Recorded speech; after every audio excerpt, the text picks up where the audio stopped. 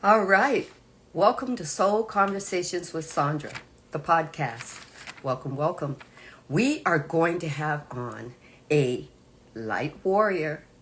She speaks light language and she's an intuitive empath. And as soon as she taps in and tunes in, and here she is. We spoke her up. We thought about her. So here we go. Let me wave at her. And let me bring her on in. We are bringing in Shauna-Lee, a witchy kind of woman.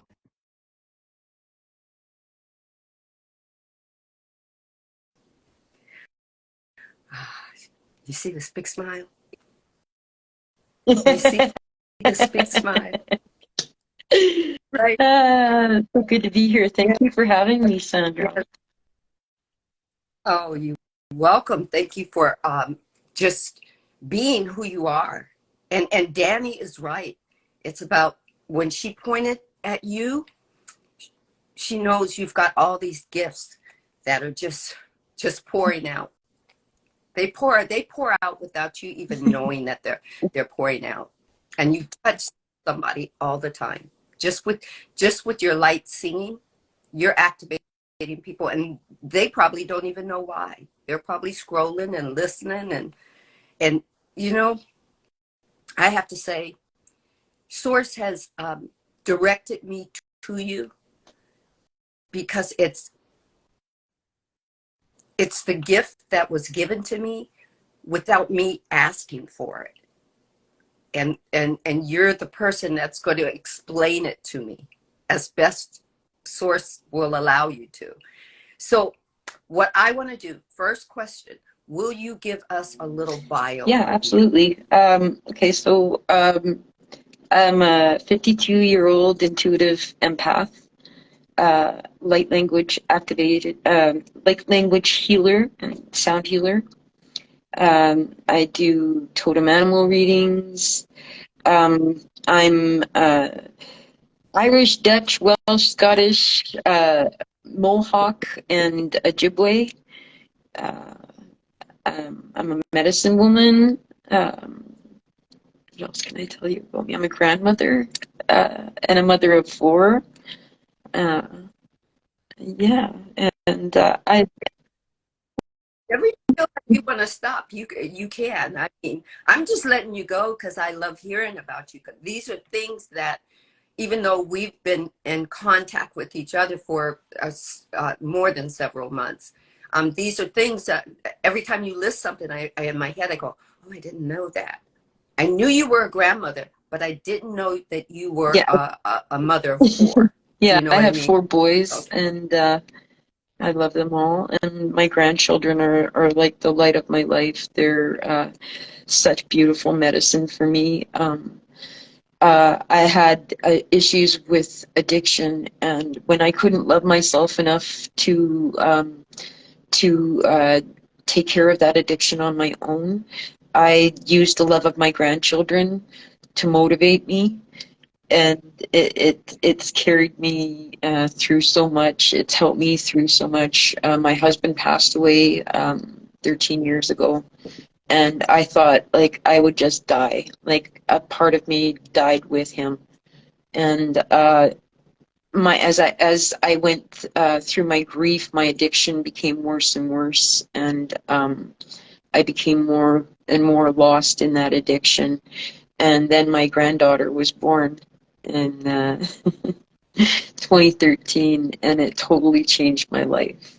And yeah, I'm so grateful for them because it really motivated me to want to come back to the land of the living, because for so long when I was under the influence of my addiction, I was like walking, being a walking ghost, really. I didn't feel much. I didn't go anywhere. I didn't interact with people. I was just lost inside of my grief, really.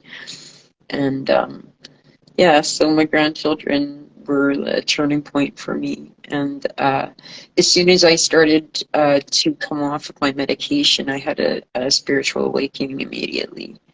And ever since then, my heart's just been completely on fire for spirit. And And yeah, my gifts have started to really open up and unfold. Light language. When I was 16, I was raised Catholic. I was raised Christian. And at 16 years old, I had an experience where I was baptized in the Holy Spirit, and I started speaking light language. I started speaking in tongues. And then years later, I believe it was 2017 or 2018, when I saw somebody on IG speaking light language, and I'm like, I think I do that. And so I sent her a clip of me speaking, and then she's like, yeah, that's light language. You do the same thing as I do. I'm like, oh. But I didn't Things, right? realize that it was a sound healing, that I was a sound healer. I didn't understand that through me speaking light language that I could activate others, that I could heal others, that I could channel any intent that I want to into my light language, and for my own benefit, for healing purposes or for anybody else's healing purposes. And it's really changed my life. It's helped me so much. And it's helped me to open. I wanted to be a singer when I was growing up, and I did sing and write poetry and write music, but my family kept me from really, my children and taking care of my children really kept me from pursuing that career that I wanted to. So I always thought to myself, like, I wanted to be a singer. And then I started singing light language, and then I started realizing that this is what my gift is. Well, it's so much more than just the light language. Like I believe that I'm meant to write music as well, and songs as well of my own, but it's really helped me to open up and just let out my heart and let out my soul. When I'm singing my light language, I'm freer and in a state of bliss more than I could just ever be. And it's really beautiful. It takes me away. Yeah. Well, all I know is it takes me away too. You know, it, it, it, it, it, now that you say it, I'm beginning to understand it a little bit. Do you know what I mean?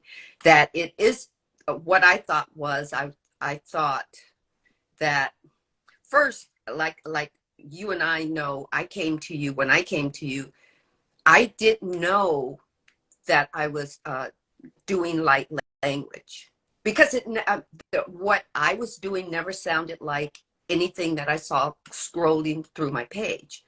It always sounded very in the kind of like I'm trying, very operatic, very high pitched, very the volume was so high that what what I was hearing from within, I just going, well, is my mind trying to play tricks on me? Is my mind, I was starting to learn about the ego then. And does my ego want to be something that it's not? And I'm going to tell you, when you came through my feed, and you weren't singing, but you were speaking, it was, I can't remember exactly what it was. It was you speaking. It wasn't singing. It was a message that you were delivering. And I swear to you, I thought it was directly to me, right? And being translated back to my soul. And all I kept saying was, I sound like her, right? Not she sounds like me, but I sound like her. And my soul said, yeah, like, okay, so what? Yeah, but it was that moment. I didn't know that it was light language healing that you were doing with me. That you were making, or source was utilizing you to give that vibration to me, to open me up to my gift, instead of resisting consistent, because it didn't, to me, it didn't even sound like what I heard when I used to hear, what did they call it? Speaking in tongues. When I was going to the holiness church, it was like, I wasn't falling out on the floor and that whole kind of thing, and gasping and heating up and that whole kind of thing. It just, when it came out in, I think it was in one of Marcus's uh, on one of Marcus's lives, it was like, and that's where I heard you. It wasn't through, thank you, it wasn't through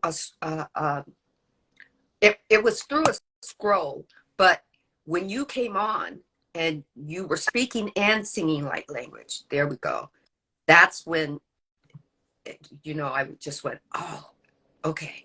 I didn't realize either that I was an activator until some people started coming to me and going like, I started speaking light language after listening to one of your reels, and I didn't realize that I was an activator.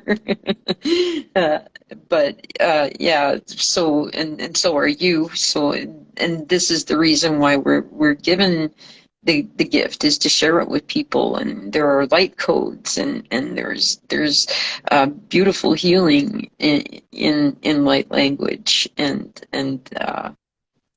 That's another thing that I want to ask you about, light codes. I mean, I hear Fifi asked you, he says, how do you feel when you speak and sing light language? And he asked that to I you. feel like I'm in a state of bliss when I speak it. It my heart opens up and my soul pours out, and I'm in a state of all, like, absolute bliss.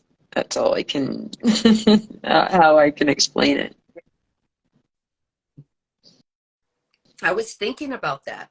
I was really, it was, I woke up in a literally great mood, great vibration. And then something kind of, my ego kind of tapped on something that was going on in my family world, and kind of took me into a different vibe. And then, while I was like while I was being the thinker, thinking about whatever it was that took me into a different energy, soul called me back with just speaking like a couple of sentences in light language. But I swear it took me to the first soft, I softened thought I had about it was, this is heaven. This is what heaven feels like. This is what the realm of absolute feels like. It just took me into that period of a now moment where everything was just silent, soft, and I was very aware, right? And then, so I think that brought me back to one this morning. And the fact that Fifi asked, how do you feel about it? And then you said blissful. It's like, yes, that's it. It's my mind doesn't have to think, my body doesn't have to feel, though they're there, but it just, I'm just in a different, it could almost be like a totally Oh different yeah, no, dimension. I feel a dimensional shift when I'm speaking the light language. And then also the other thing that I do is I also channel different beings through me, so that I can channel, dragons, I can channel fae, I can channel, so it's not, I don't just speak my own light language. I can also channel other beings as well. I'm not sure if you've had that experience yet or not. I did, and it was at the same time that I was in awe of it. I was very confused because I could feel myself having a conversation, kind of like a round table conversation, right? And then I remember moments where I would kind of come out of that that energy for a minute, I would hear, or I always, and this was one of the things I heard Energy Soul Child say, she's having a conversation, but it's not with any of us here. She's having a conversation, right? And I didn't get it. I didn't get it until one day I was in my meditational bath. And usually it's just me and soul and whoever I'm holding space for, or, you know, that kind of thing. And all of a sudden there was this round table, literally. And I could hear, feel, and even see parts of the vibrational dimension that I was in, which was, you know, I knew I wasn't in that space of my bathroom anymore. The candles weren't there anymore. It was a whole different thing. And so for me, it's new, you know. I'm trying to figure I out where that fits liken the in. channeling to like an allowance. I almost feel like I'm a fly on the wall of my own body, because it's an allowance. I feel my spirit completely step aside and allow this being in. And I feel almost like I'm a fly on the wall Right. in my own body. It's really, but I enjoy it. I really like it because always brings healing to me, and it's a new experience, and I'm like a kid. I'm like so wide open to that. New spiritual experiences. And so when I started channeling other beings, it was fascinating to me. I channeled Merlin. I channeled Merlin's dragon. Um, and I feel that being in my body, and I can feel that being's the power of that being. It's just really fascinating. I love it. I love channeling. Yeah. Yeah. Root to Crown had mentioned me. I was with Fifi and Natalia from Blue Laguna Gal, and the the we both started channeling at the same time, and it was bird-like verbiage, right? So, and that was new to me, that it could be, you know, that we are these empaths, or even not just empaths, but we're these spiritual beings in human bodies that can do and say any anything and everything, from communing with Gaia, or communing with the sky, communing with, you know, even the inanimate objects that we have at our disposal. Because once upon a time, those inanimate objects had a vibration of being inanimate objects, of being Mhm. a tree, or being of the earth. We sit at our desk, but we don't realize that the wood used to be a beingness, a part of beingness, right? So it's like you can almost, when you I one day I picked up a book and it vibrated, like I could really feel it speaking to me, like really speaking within me about what it's about. And when I did that, it's like, okay, it's speaking to me, through me, about what's needed next. And then I turned to the page, and it was exactly what I needed to read. It wasn't that I needed to read the whole chapter, but when I felt it, it vibrated so much that I could feel the vibrational resonance of words, but not auditory Yeah. words. Does that make sense? About that,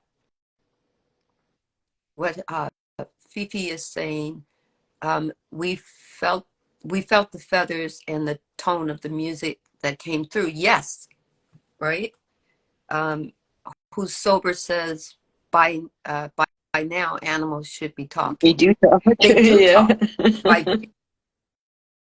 they, you know, the Yeah. thing is, we think they No, should talk like they us. speak. We I think speak this. telepathically with animals all the time. It's just so. they have their own way of communicating. They communicate. I find a lot of animals actually communicate through their heart centers. Right, right. Yeah. I mean, even have you ever felt, I don't know if you dance, but when I dance, I feel vibration. I feel the language of the dance. Do you Yeah, channel that language? I've done trance dancing and things like that. So different forms of sacred dance. I know some different dances. I feel very serpent-like. Um, I feel like different dances. I can channel different beings, different animals in the animal kingdom through dance. Yeah. Mhm. Yeah. Okay. I'm just trying to, when we get to talking, sometimes we're just having this conversation, and I have to ask those who are in the room to forgive me for not looking at the comments until to the last minute. So let's see. Love to try a painting to your music for an experiment. Oh, I'd love I believe that. he's talking to you about I'd love that. that. That'd be fine with me. Yeah. Yeah. I mean, the last couple of dances that I've done to the music, it was also, I, this is, I'm going to ask you about this. Okay. Um, when I was dealing with my hair a couple of weeks ago, okay, and I noticed that I actually had to shadow walk on this because I had to go back into a time where there was a version of me that got left behind about my hair, right? So I was pulling, I think I started on like a, a Friday, or I think it was a Saturday actually, pulling out, taking down my braids, right?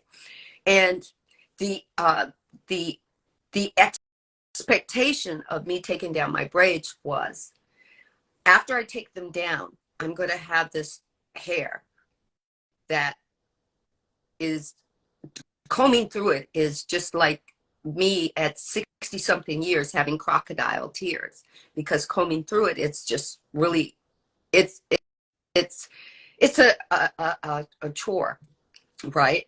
But once I got through it and I started taking my time and combing through it and dealing with it, and also doing the shadow walk of bringing that little girl forward that was, sitting in her mother's chair, getting her hair done. And every time my mother would try to comb it out, I have kinky hair. I don't have curly hair. Now that's a label has been handed down from generation to generation. Not necessarily, who knows, maybe not even necessarily by my parents, maybe by somebody else, but it's kinky. When water hits it, it's tight. So, but what I noticed is, once I sat with it for a while, once I brought that little girl forward, once I gave her my hand and told her, we're going to have a new story, because the crocodile tears have to kind of stop, right? And the discomfort of dealing with my hair has to stop. So I just took her hand and said, we're gonna go into a place of solution, and we're going to surrender the pain and whatnot. The moment I did that, the first dance video that I did, my hair was talking to me. Do you channel your your your body, your, not just your body parts, but your hair? I heard somebody tell me that hair is where all the channeling takes place. This It's is like our the roots antenna. and This the, is our antenna, yeah. literally, to spirit. Yeah. Okay. Um, All the time that I've had it braided, have I been reducing the the antenna wattage? believe so. Like for, because I know like for I'm native, so like we braid our hair, and there's significance to that braiding. There's a story behind the braids that we do. We were braiding our ancestors into our hair as well. But I don't believe that the braids, there is different ways of wearing the hair, I believe, that do make it more conducive, but I'm not exactly sure what that is. Um, but I do believe for African Americans, when they get their hair corn rolled, that serves as a way for them to better bring in the energies of source through their antenna. Okay, okay, got it. Somebody said something that makes it's connected to our nervous system. Ah, okay, Makes okay. sense. Because as I'm, I feel like right now with it all over the place, and I I'm love getting it. It's used to so it. beautiful, You know, because Sandra. I love it. thank you. It's taking me back to a moment as a child when after my mom's done all the things and I'm just free, that I actually can feel how I felt then as Mhm. connected to everything as a kid. And I feel that even when I go outside and the wind moves through my hair, it feels different. The wind, I can feel and sense it and feel the it channeling different than when I would go outside and my hair would be braided, not just braided. I would add synthetic hair to it, Right. or human hair, right? To so it would weigh it down. And I'm kind of wondering, for that channeling purpose of our hair being our antenna, and we channeling, Mother Nature in, and we're channeling in, I feel even that I can talk to my personal animals, my dogs. I feel kind of more connected to them. Even when I start, like when I do light language, they just sit down and just kind of just they're drawn in, but I feel more connected to the channeling as my Yeah, hair is free. I can understand that.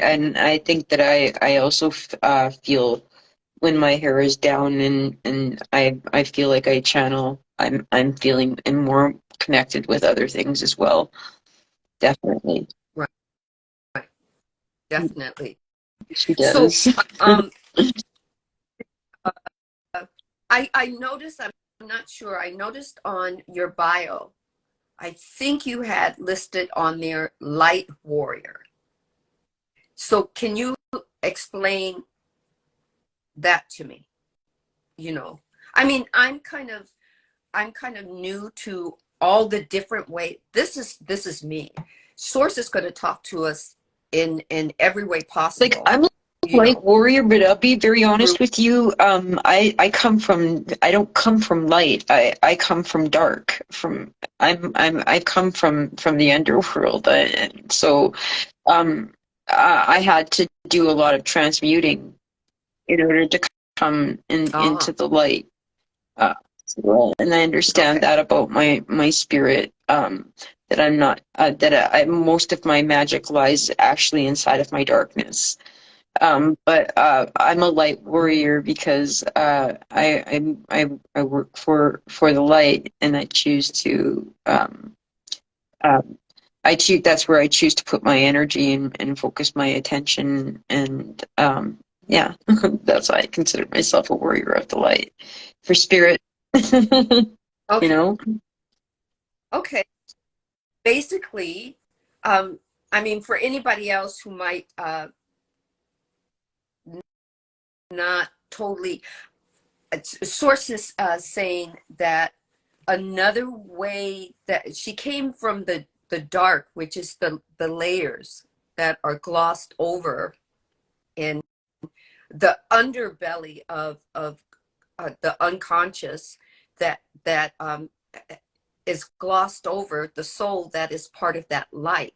She didn't start out as light. She had to be a warrior that pulled back all those layers, right?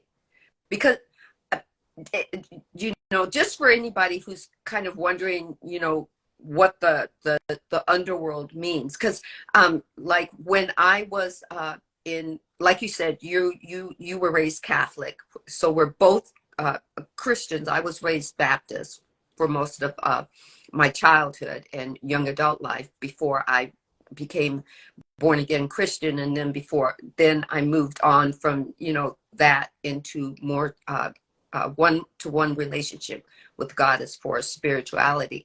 And then I began to understand about the layers and the darkness, and you can't have light and not have dark. And some people are in dark, not because they chose it, but because that's the way life presented itself in Yes, those layers. Am I absolutely. correct? Yeah. Yeah. I mean, I've had a lot of very dark experiences in my lifetime that I've had to find the light in, you know, uh, and that some of the hardest things that I've been through have also been the biggest gifts for me. You know, they've created a Right. lot of strength. They've given me a lot of wisdom. So I always find that there's even in my darkest experiences, that there's always a silver lining there. But you're absolutely right. It is Right. in peeling um, back the layers and finding the light inside of the darkness. Right. Right. Because I feel that way too. I mean, I do not. Well, first off, I'm learning not to weigh my situations and circumstances from birth through and up till now by anybody else's.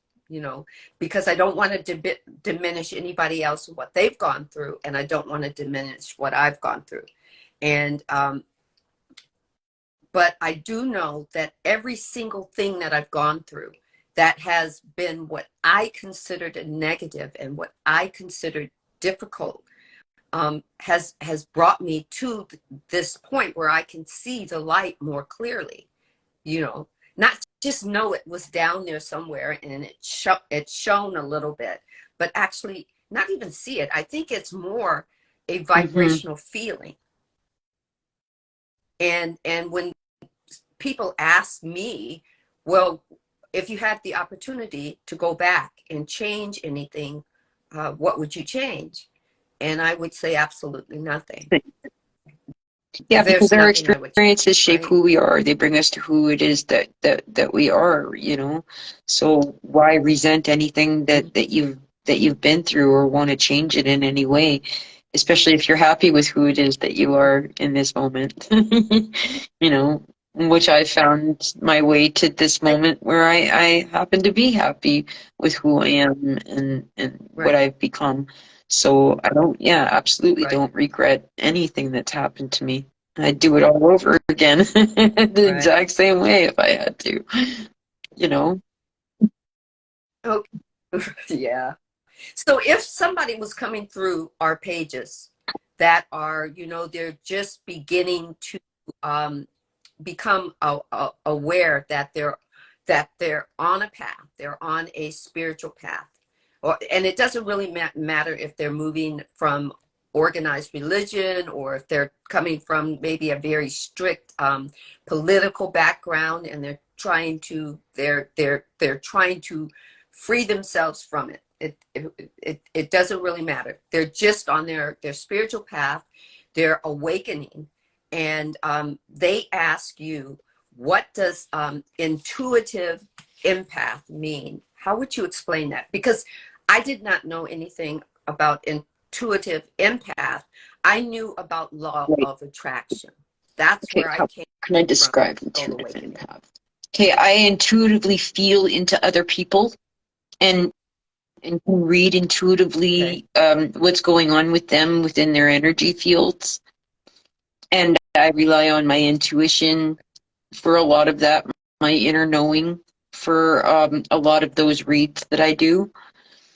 Um, yeah, that's how I would explain it. So it's It's you intuitively be you feel them, plus you feel what soul is Yeah, giving to them, yeah, right? I Okay, do I intuitively read into them and give them, different messages from spirit or from from their own higher selves, sometimes from the ancestors, okay, whichever. Yeah, so that's how I describe. Yeah, that's how I would describe it.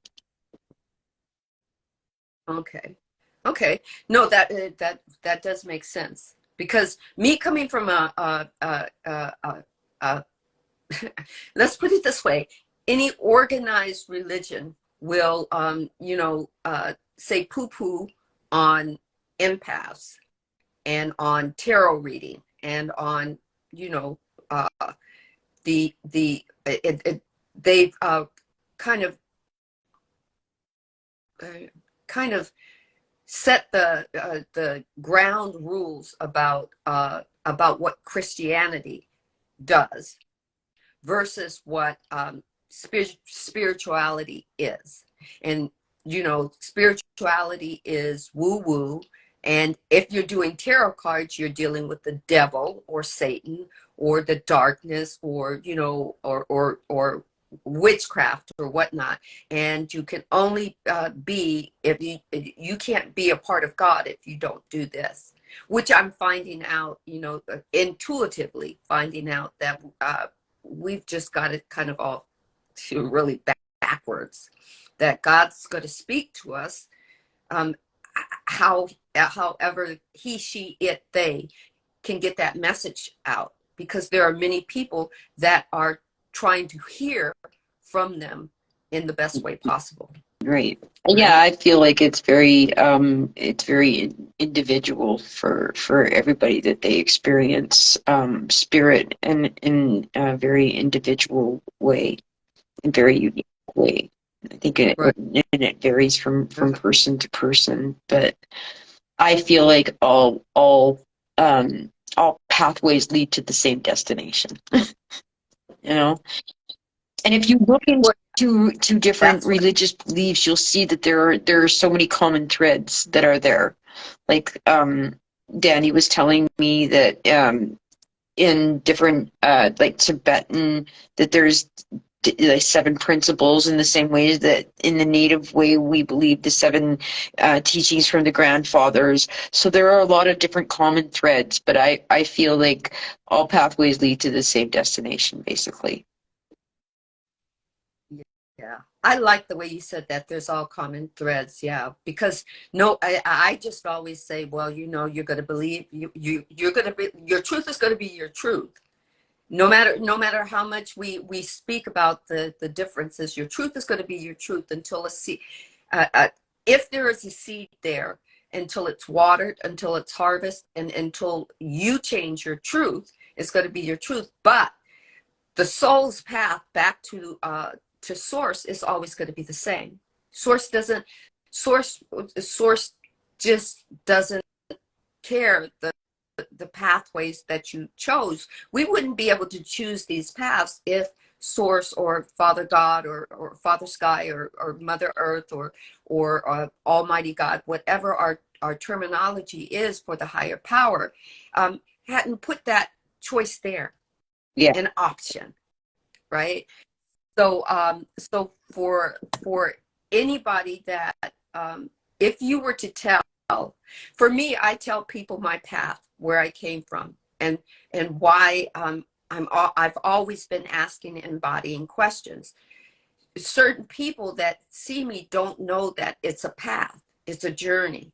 They just know that they see, well, you were a Baptist girl, then you were a born again Christian, and now you're spiritually, you're moving on a spiritual path, and you used to call God Almighty, but now you call, and they're seeing these at different, at different moments of my growth.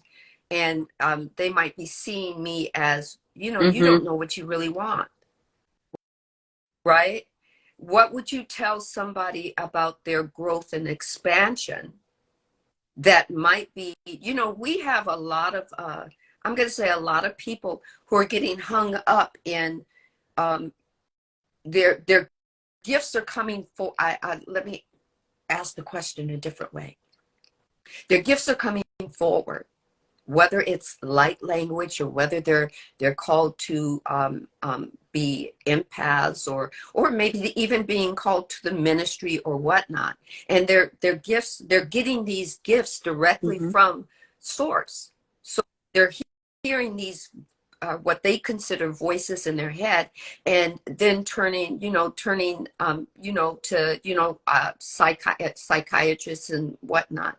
How would you explain to them that they don't necessarily need a psychologist or a psychiatrist? They're not necessarily ADHD or, Yeah, I would explain to them that you know, that we like there are a lot of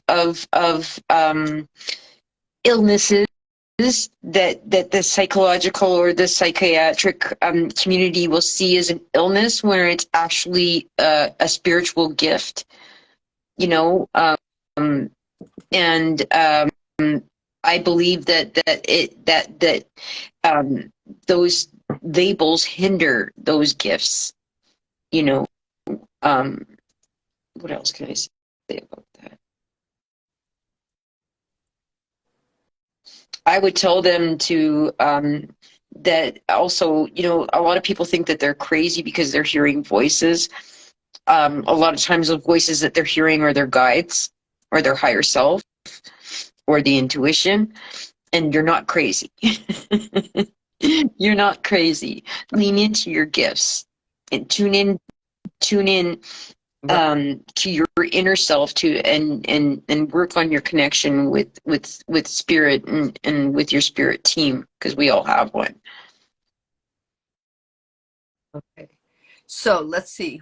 Who's Sober says, I'm sorry. Sometimes I really apologize, guys, because sometimes it scrolls and then it just stops and it gets stuck, but it's moving again. So let me see. So Who's Sober says, it's because we listen to others for so long instead of our own intuition. Yeah, I would Yes. tell them to listen Yes. to themselves, And because nobody knows what's right for you better than what you do. When you tune into yourself, into your own intuition, into your own body, nobody knows what's best for you better than you. And it's so very individual. Everybody's truth is right. very individual. Everybody's journey is very individual. You know, Right. Okay.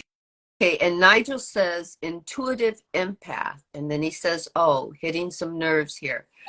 Well, the thing is, Nigel, if a nerve is hit, that just means that that's a path that you have to check into.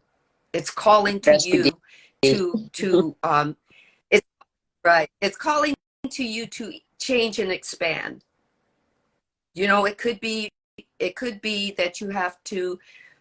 For me, I notice when my nerves get hit, I don't, and I love the way you said that, Nigel, because some people like to call it a trigger. For me, I know my ego loves that word trigger because it loves a label. So I'm trying not to use that word for my ego. But when you said hitting a nerve, it's the same as other people who have these triggers. And we have to, and I know there are going to be a lot of people who are moving through this room right now, this podcast room, that don't want to understand that your triggers or your nerves are your own. And it just means when somebody says something to you and you feel deeply emotional about it, it Mm-hmm. means that you have to work on something and fight it. I used to, as a kid, I would fight hearing the voices that were telling me, well, go ahead and do it. Go ahead and try it, because there was another voice that was louder saying, no, you don't want to hurt yourself. Don't climb that tree. Or you don't want to hurt yourself. Don't ride the skateboard. Or it's safer for you to play with dolls than to go out and play with your brother and play softball. And I would hear these other voices that said, why not? Can't you do it? And I wouldn't tell anybody that I was hearing these voices. Why? I grew up in the 60s, baby. You tell somebody at a certain age that you're hearing voices when you should be old enough not to have imaginary friends anymore. And they're going, a couple of things. Either they're going to take you to church and try to those get demons out of you.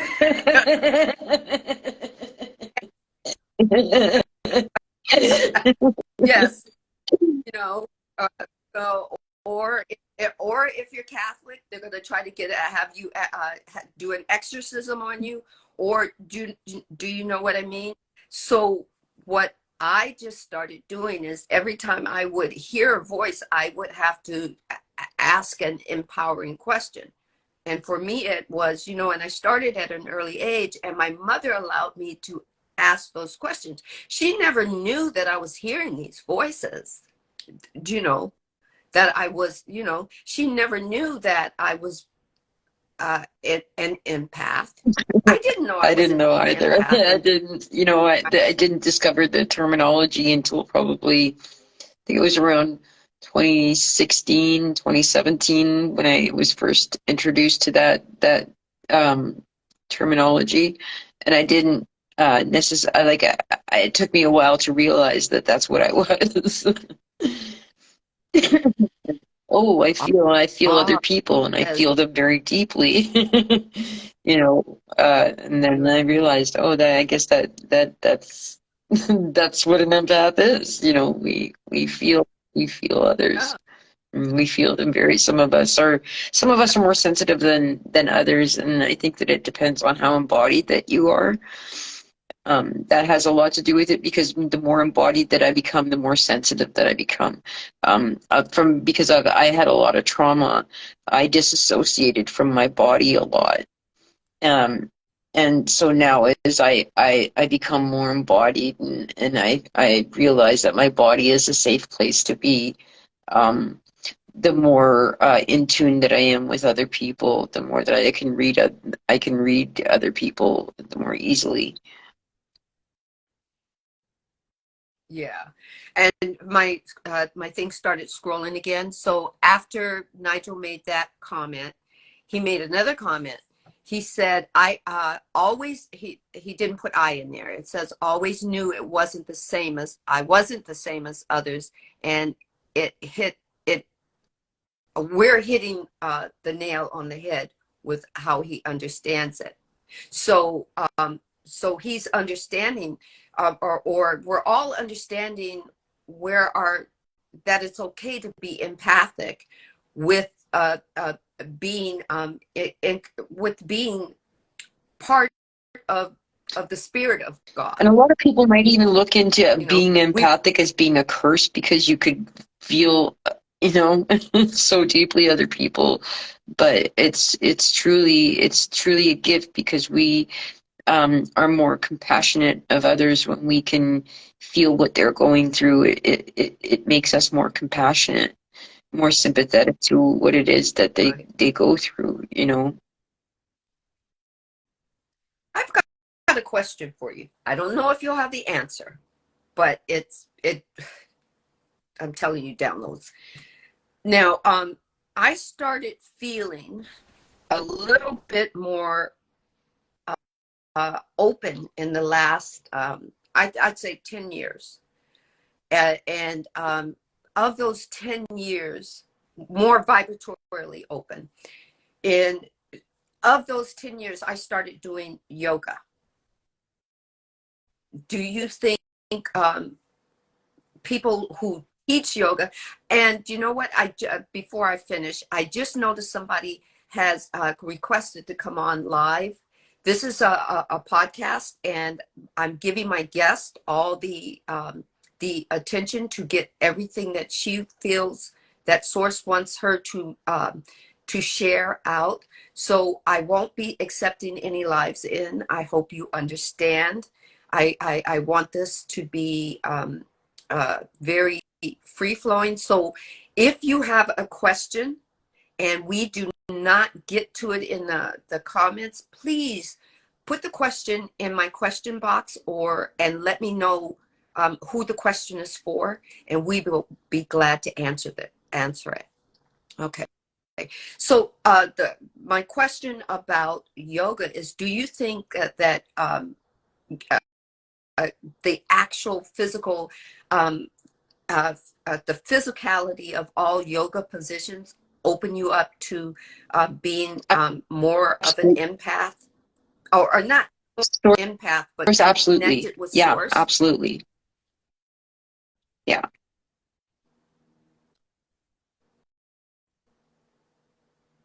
Hold on a second. My request wasn't important. I'm just doing a, a file job. I'm not sure. Okay, hold on. I just wanna. Nigel, yes. Sometimes switch off. Sometimes. Okay. Okay. So everybody is understanding.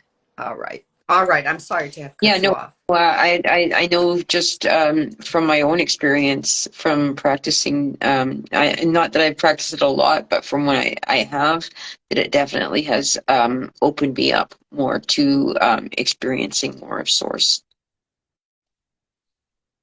Okay. Okay. So I know the reason why I ask that is when there are certain yoga positions I do, like I think it's called standing. It's a standing yoga pose where you stand up and you put one foot. You kind of I know it's called a tree pose, and I feel like I get so much energy when I'm in that tree pose. You know, so it's like, whoa, what is going on? It's almost like I have to make sure that when I do that stance that I'm standing near something. So when the energy, I'm not going to say it takes me over, but it Hmm. just fills me up. I need to hold of something because it kind of makes me Right. dizzy.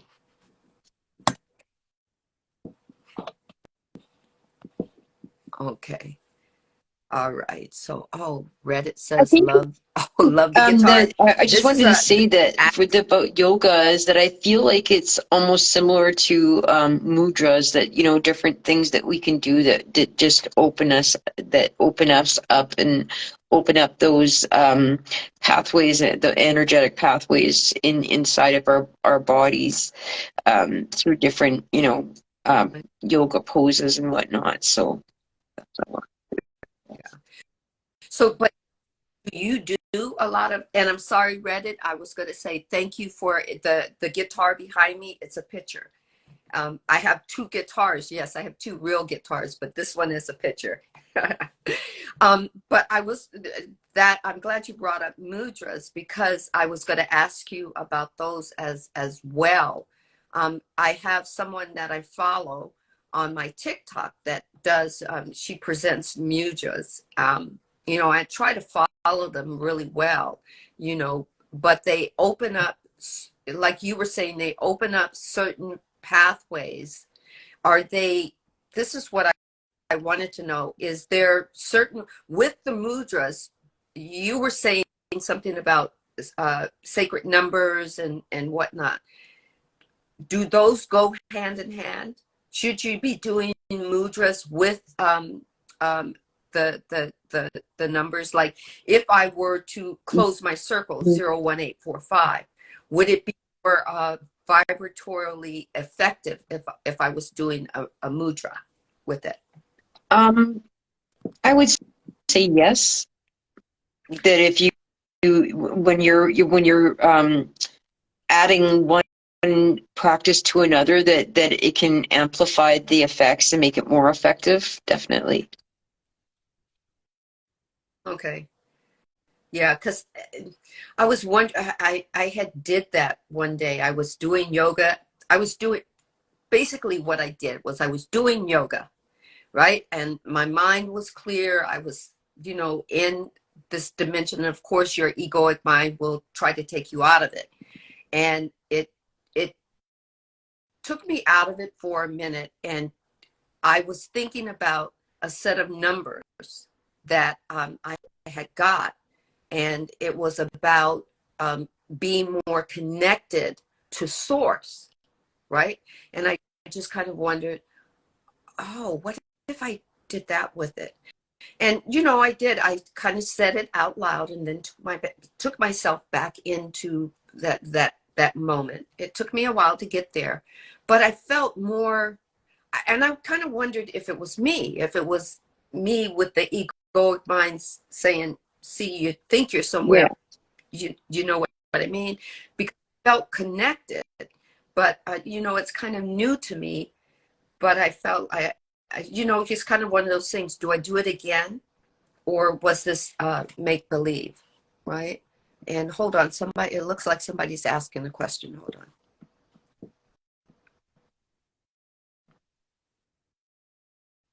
Where could, okay, I don't know. Okay, here we go. Where could one hear, oh, he's asking about where could he go to hear Oh, your light, you can go your to my light. page. Every day I release a reel called Light Language Loving. And also in my stories, I release Light Language Loving, I call it. And and you can also DM me. I do light language activations, and I will share an activation here before we're done. So if you want to stick around, you can hear some. Thank you so much. Thank you. That was a great question. Thank you, Nigel. So, I mean, I just feel every morning when I hear it's gotten to the point where even before as soon as I click on it, as I know it's light loving, I know it's I know it's the song that's going to come on. I can vibrate to it before you actually start singing it. I've already vibrated the moment you take the breath in, and then I'm just there already.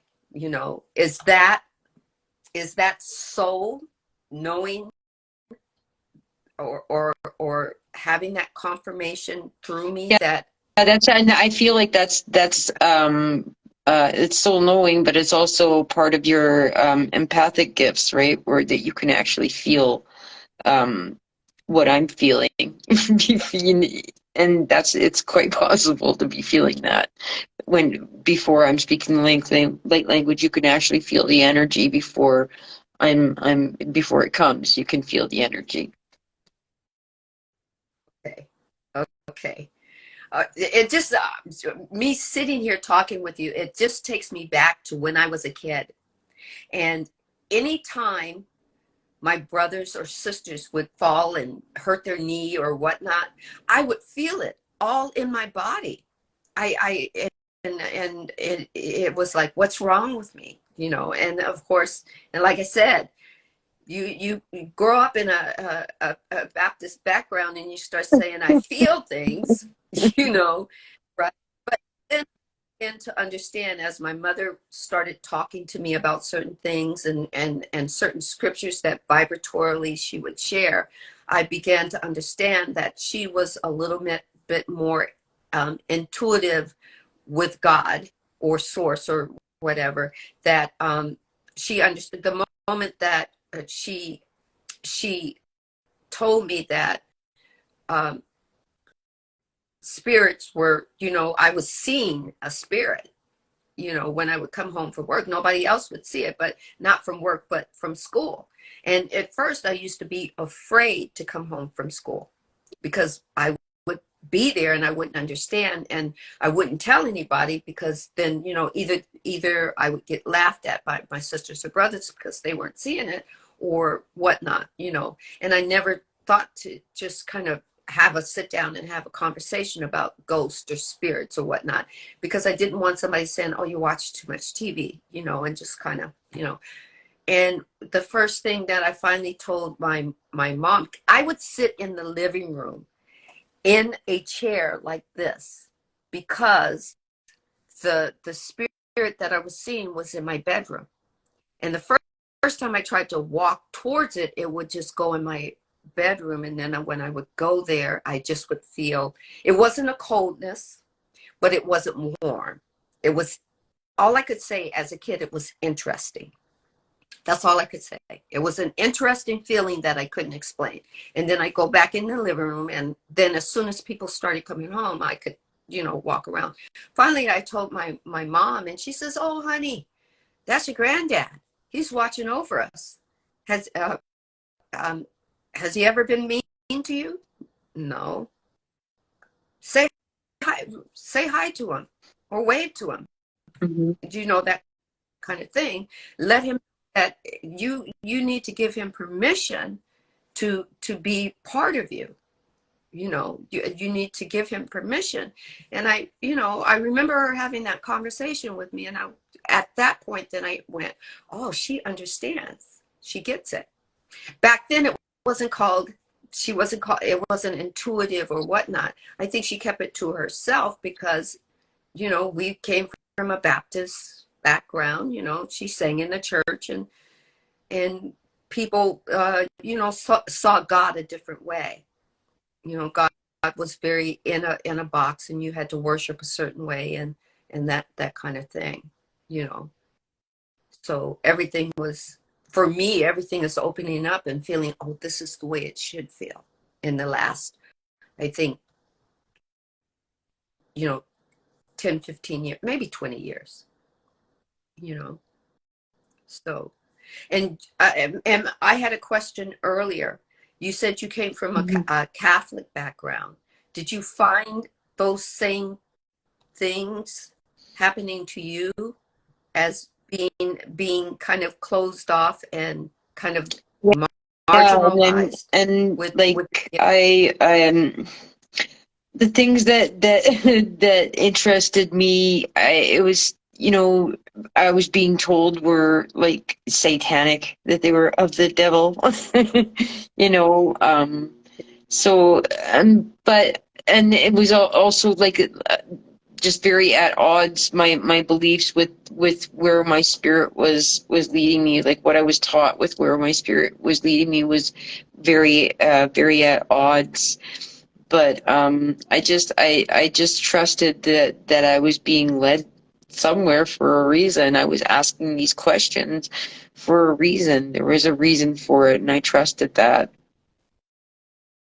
right, right. I I was the same questioned way. everything, like about the It's Bible, about like right from the time I was very, very young. Like, why would God do this, or why would God do that? Why would He say that we have to all believe it this way, or you're going to go to hell? And I would ask questions like that, like why?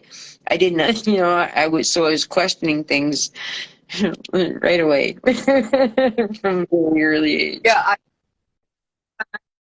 had the question, and I would ask my mom. My mom would put her hands on her hips, tilt her head, and say, "Well, you know what, baby, I don't have that answer, but where do you need to go next to what do you want to do?" And I had a best friend at that particular time who had the same set of questions. She grew up Jehovah's Witness, and so she had the same questions. So we just, we got permission from our moms to go and go to different churches and sit in different Bible studies and take different Bible study courses and Mhm. ask questions. And growing up, those questions that we were asking was basically taken as we were trying to go against religion. And so a lot of the questions When weren't really that was answered, just you you trying know. to expand. It was just your spirit trying to learn and expand, you know? Let's see. Melissa says, the first time I heard Shauna-Lee do light language, I cried. It was so beautiful. I had only heard it once before in the Great Pyramid of Giza 10 years Oh. prior. I know, I know. Here we are, we're thinking that these light languages that we are hearing are actual languages of of human making, right? and then you find out that it's actually source or soul or our guides, our guardians. It's my mom vocalizing through me vibrationally at a totally different vibrational what do you call it, range, Oh you yeah, I know, feel my and grandmother's coming because through I me felt sometimes when I'm doing my light language, and I feel the grandmother's coming through, boy. Like, yeah. right, yeah. I mean, I'm going to tell you the first time that we spoke together,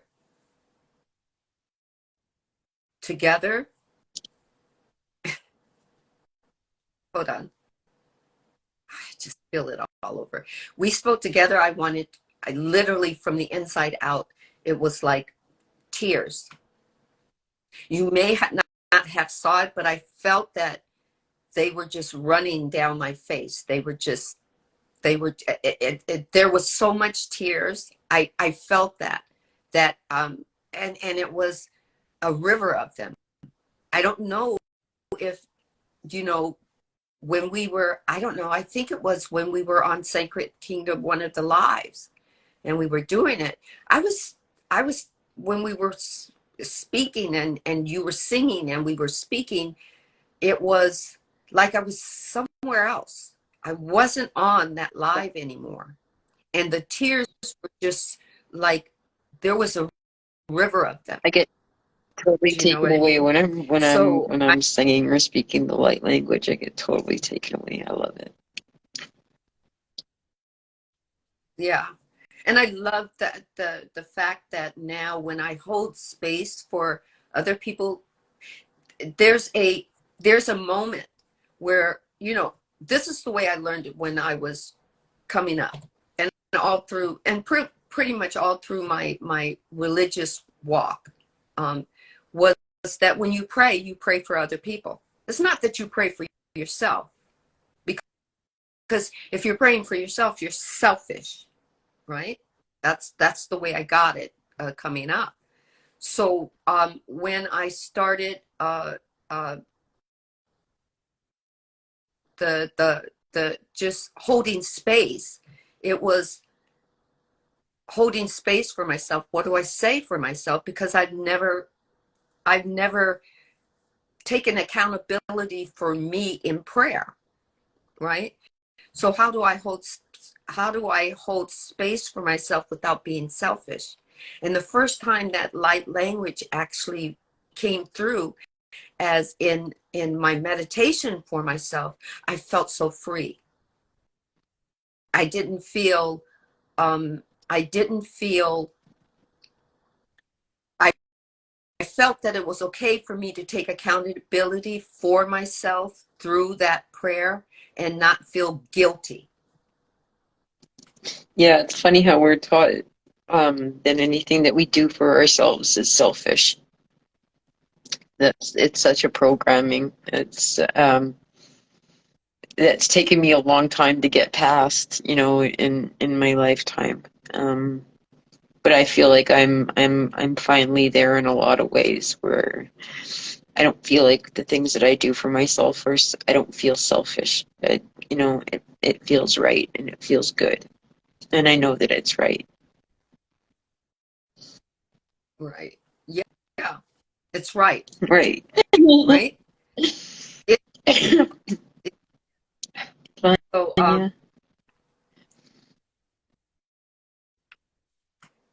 so what would wow, we've been, we could do that, we could go on and on and on, and we're at the hour mark. But is there, okay, so first, before I close this podcast, this reading room, is there anyone that wants to ask Shauna a question? I mean, kind of like, step outside your comfort zone, step outside your ego zone. This is going to be the time where the questions should be asked. If you have a question, she is going to do her light language and her song. But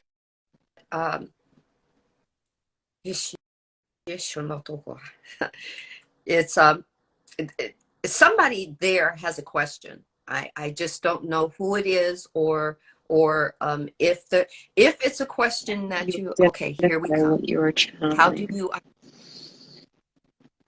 Um, it's, to me, it's an inner knowing, and the beings they ask permission.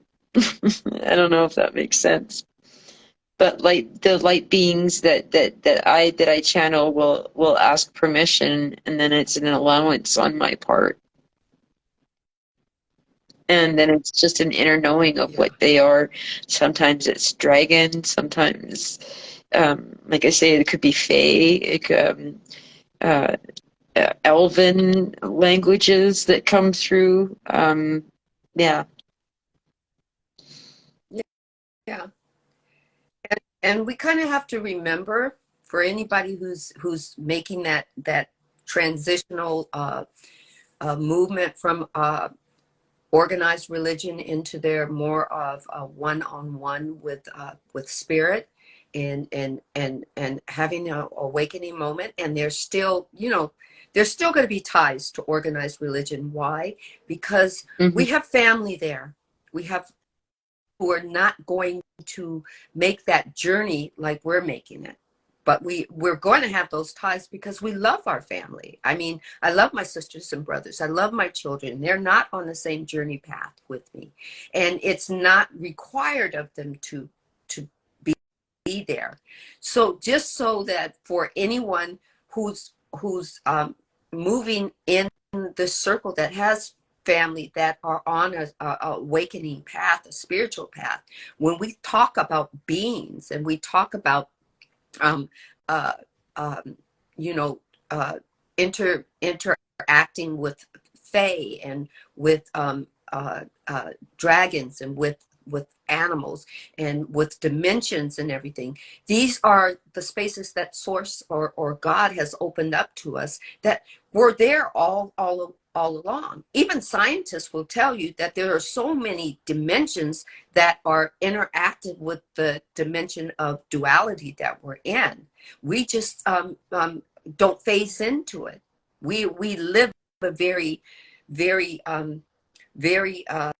in the box kind of life. That's easy for our ego, right? If it doesn't have to deal with all the dimensions and all the sleep realms that we go to. It's very easy if we stay in that box. But when we talk about beings, we're not talking about woo-woo beings. We're talking about energy. That same energy that Source created us with, or for some people who are still making that transition from religion into spirituality, it's the same energy of Almighty God Hmm. that created everything, right? Okay. And we have a free will. And this is to who's sober, who's asking about beings. We have a free will. So anything that is of energy has to ask us our permission before it interacts with us. And see, we're, as human beings, we think that we're only physical is the only thing. We think that death is imminent and it's finite. That's all there is. But Source is saying that everything, everything is energy. And just like I know that I know, and I know that I know. My mother is always on my right shoulder. She is always twirling my hair. She is always holding me down, telling me, go ahead, ask the question. Why? Because her physical body and that physicality of mind has moved on, has separated, but her soul didn't. It's still that energy, that loving energy that radiates next to me, in me, and is on fire for me, right? I just couldn't see it when I was in that box that kept me in that physicality, that that that oneness, that not oneness of all of the possibilities of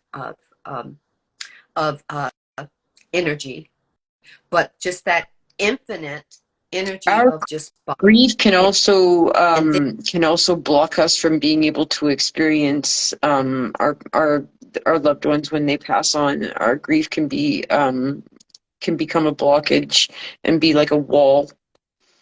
Because I know that once I moved through my grief, I really started to was feeling very guilty too for a while because I didn't feel my husband for a long time, and it wasn't until I moved through my grief and I realized that he had become one of my guides, and I have more of a relationship now with him now and a better, more healed relationship than I did when he was here in the physical. But ah, energy doesn't die, it yes, just yes. That, transforms. yeah, yeah. And like I said, I came from, old religion that says, for the most part, well, you have to wait to seek God in the spirit realm. You have to die for that. So we're always thinking about death, and we're thinking about death of the body as being something final, and the only way that we'll actually feel anything spiritual is through death, you know. So for me, I didn't feel my mother either. I was wondering why she didn't come to me, why I didn't see her. I was expecting that I would see her, but I Hmm. wasn't embodying it. I was embodying the grief part of the body and the mind. And let's see, Melissa says death really is such a beautiful thing. Yes, but it took me. I think my mother died when I was in my 30s, and it took me a good. Oh, I'm going to tell you, I didn't really come to terms with it until I was in a live with Shauna, where I literally broke down in tears because I was wondering why my mother never said goodbye. And then the confirmation was with Mountain. Mount Mystic, Amara. Uh, thank you. I was yeah, with Mountain Mystic, when I was telling sharing with her what I went through with Shauna, and it wasn't finished. It had just started with Shauna, and Shauna had told me that my mother is here with her, telling her that she didn't say goodbye because she never left. It wasn't her intention to leave. It was her intention to be one of my guides. But I was so stuck in that grief period.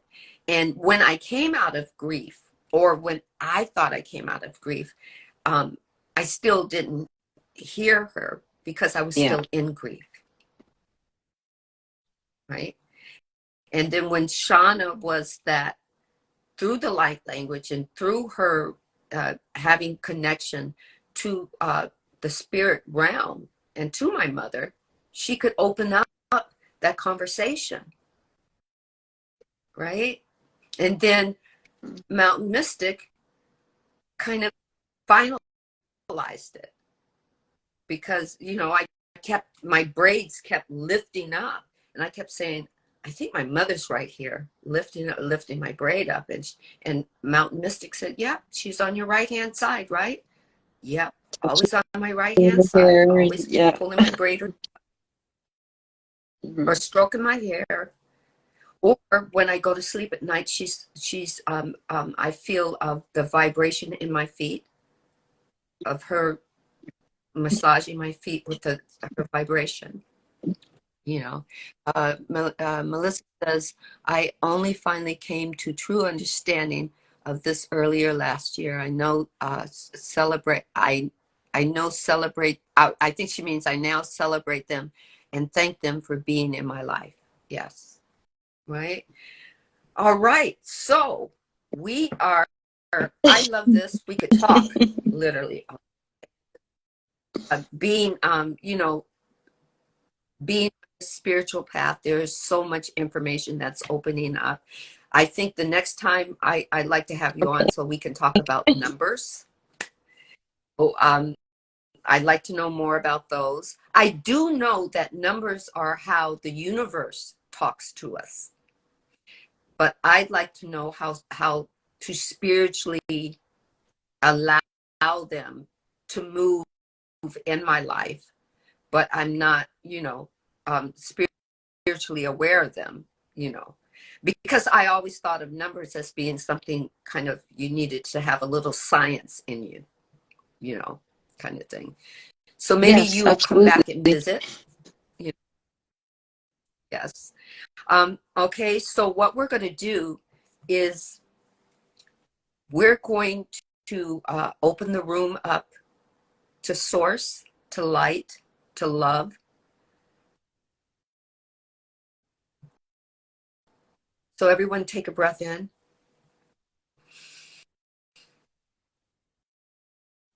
Let it out.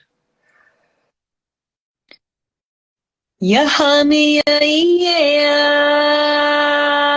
Awari Haya Daddy Abi Ami Adi Adi Wadiri Hami Astaya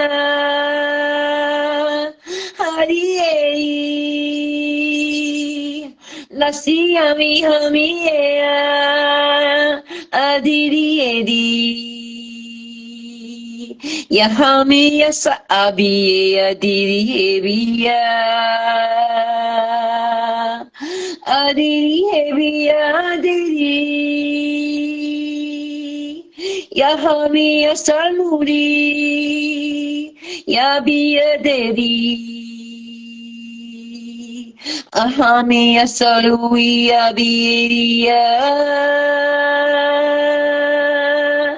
Abiri Adiabia Anuani Yahamia Seia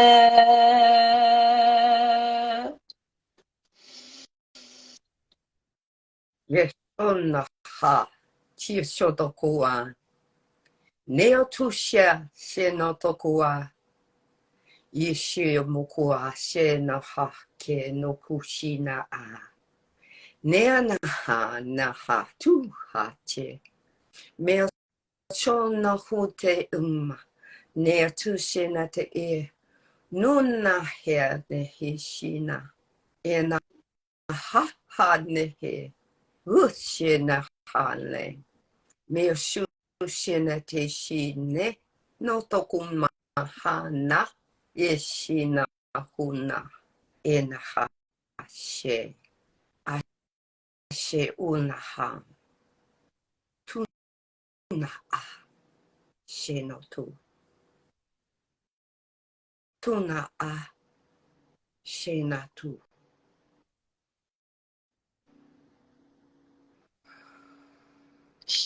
Ashe. So thank you, thank you, thank you. I circle of love 10845. My energy, I do not call it back. It is meant for you. My energy, I have more that rises up, more to share with you another time. Be well, be safe. Have a wonderful thought that is for your greater good and create with it. Be whole, be one, be loved. Thank you for having me, sister. Thank you. Thank you. And it's witchy. What is it? Witchy kind Witchy of woman, woman. 777. Yeah. Witchy woman 777. Check out her bio. DM her if you have a question. Be loved. Wait a minute. Let's see. Wow. Thank you both. Oh, thank you. I thank everyone who has come into this room of love. I hope we have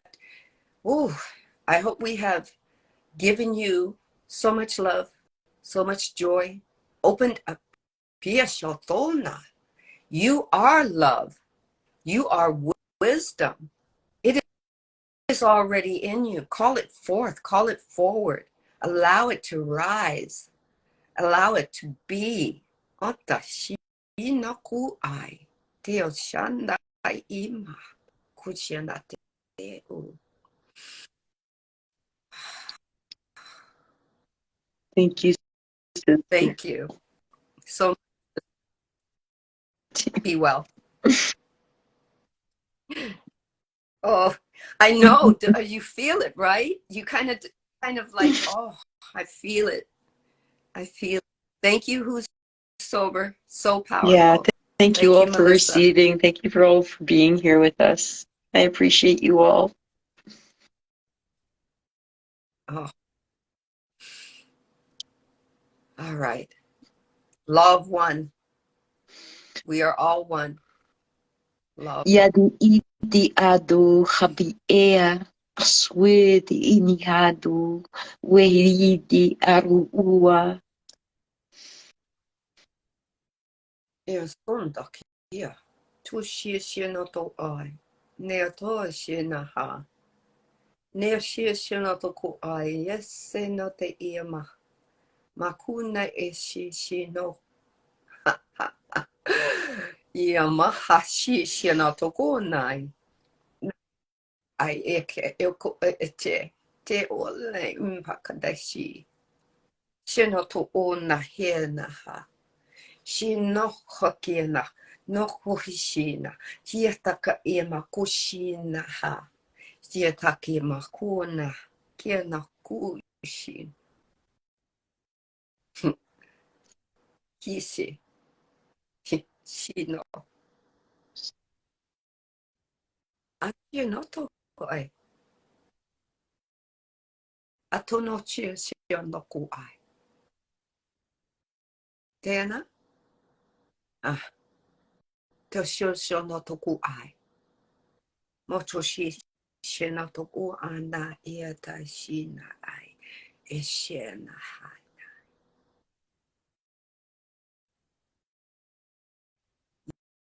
yeshena. Ah, let it be so. Eshe. Thank Thank you, you so sister. much.